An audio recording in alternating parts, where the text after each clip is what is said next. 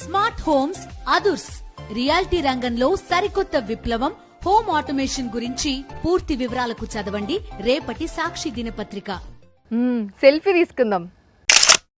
ఇది బాగా వచ్చింది. ఇంకొక యాంగిల్లో తీసుకుందాం. ఇది కూడా బాగానే వచ్చింది. ఏంది ఇప్పుడు నేను సెల్ఫీలు దిగినా అనుకుంటుర్రా?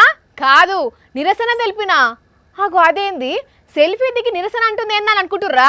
ఇగో గిడ కొందరు రైతులు గిట్లనే సెల్ఫీలు దిగి నిరసన తెలిపిండ్రు. ఇగో వీళ్ళంతా ఒక చేతిలో పాస్బుక్, ఇంకో చేతిలో ఫోన్ పట్టుకొని ఫోటోలు దిగుతున్నారు కదా లైన్ కట్టి. అది కూడా షేన్లల్లా. మరి దీంట్లో నిరసన ఏమున్నది అంటే వాళ్ళే చెప్తారు, ఇన్రా అదండి. మాకు 2 లక్షల రుణాలు మాఫీ చేస్తామని ఇంతవరకు మాఫీ చేయలేదు. రైతులు చాలా అవస్థలో ఉన్నారు. అది మ్యాటరు. రుణమాఫీ కోసం ఇట్లా నిరసన చేస్తున్నారట. ఇక ఇట్లా దిగిన ఫోటోలను సీఎం ఆఫీస్ కు పంపిస్తామని చెప్తున్నారు. వీళ్ళంతా ఆదిలాబాద్ జిల్లా ముకరా కే రైతులు సంపూర్ణ రుణమాఫీ కావాలని అడుగుతున్నారు. ఇక వీళ్ళు ఇట్లా అడుగుతుంటే మిడుదొడ్డి మండలంలో సెల్ఫీ ఫర్ రుణమాఫీ పేరుతోనో కార్యం నడిపించిండ్రు.